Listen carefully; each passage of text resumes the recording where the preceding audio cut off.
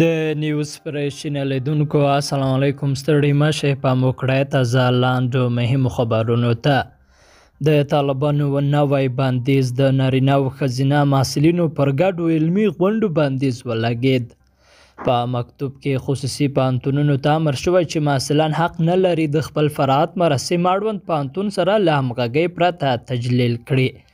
مکتوب کې یوازې دا مسایل نه بلکې ټول پوهنتونونو او اکاډمیکو ادارو باندې ټینګار شوی چې د فراغت غونډو د لګښتونو لپاره د پر محصلینو فشار نه راوړي او د مصارفو د نه ورکړې په صورت کې د هغوی تحصیلي اسناد نه ځنډوي. بل لور ته تاجکستاني پولیسو 2 افغانان د نشه یي توکو د قاچاق په تور نیولي دي. د تاجکستان پولیسو 2 افغانان د نشه یي توکو د قاچاق په تور نیولي دي. نیول شوي کسان د افغانستان د تخار ولایت اوسیدونکي ښودل شوي او د تاجکستان پولیسو ویلي چې یاد کسان د نشه یي توکو د قاچاق د یوه لوی بانډ غړي دي چې تازه د افغانستان تاجکستان د پولې په اوږدو کې نیولي دي. او زابل کې د دیني عالمانو ولایتي شورا جوړه شوې.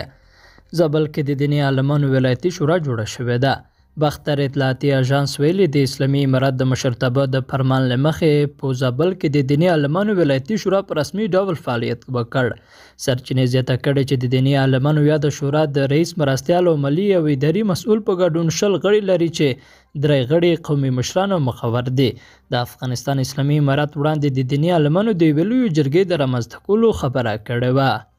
قدرمنو لیدونکو له ملتیا مننه ښه اوسئ.